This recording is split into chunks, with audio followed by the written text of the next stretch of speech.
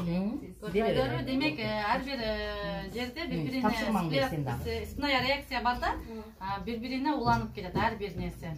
Демек, азыркы бүгүнкү темабыздагы Элмира эже айткан көнүгүүлөргө, ар бир аткарган иш-аракеттерге, баланыкка болгон мамилеге бири-бирине байланышкандыгы үчүн бүгүн Элмира эжени чакырдык. Аябай сонун оюңуз менен бөлүштүңүз. Ыраазычылык билдиребиз Элмира эжеке сизге дагы. Демек, бүгүнкү күндөгү сиздерге бериле турган тапшырма эмнелер мектеби боюнча. Демек, сиздер бүгүнкү сабакта эмнелерди алдыңыздар? Бүгүнкү тема боюнча кандай таасир алдыңыздар? Ошол боюнча кааласаңыздар жазма түрүндө, кааласаңыздар видео сабак кайтарым байланыш жасап жиберсеңиздер болот. Азыр мен сиздердин группаңыздарга, өзүбүздүн Новосибир Элмир мектебине мен өзүм кандай таасир алдым? Мен ошол темаларды окуп, өзүм таасирленгеними видео слайд аркылуу кайтарым байланыш жасаганмын. Мен дагы ошол өзүм окшогон мугалимдерге жибергенмин да, жасап.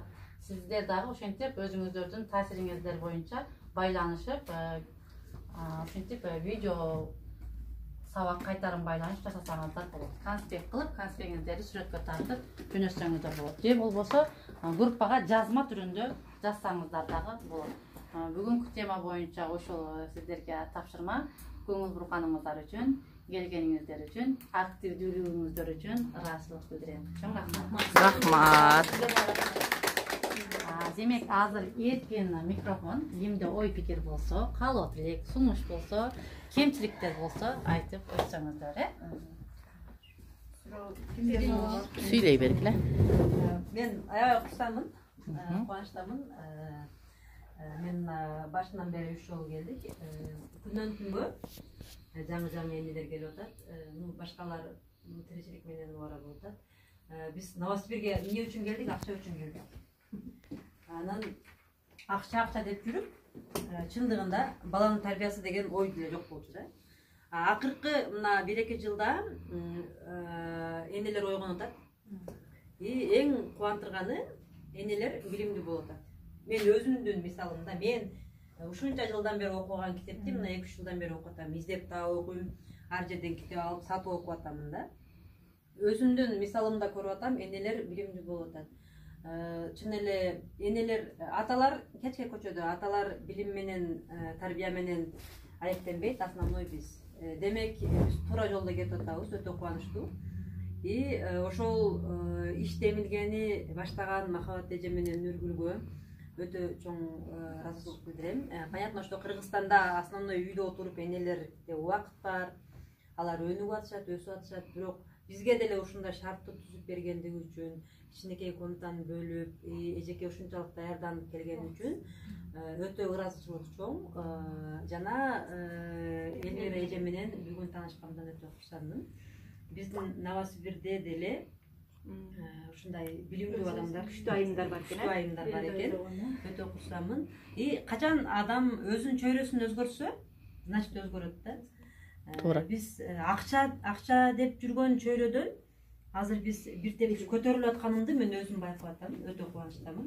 Сиздер ошол жерде күчтүү айымдар менен таанышып атканымдан курсамын. Мындан кийин буюрса, мындан дагы чоң жетишкендиктерге жетишебиз. Биз өнүгөбүз, соответственно балдарыбызды өнүктүрөбүз.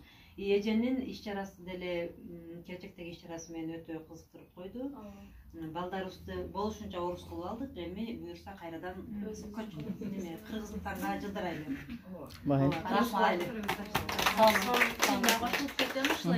Биздин биринчи жолу келип атабыз.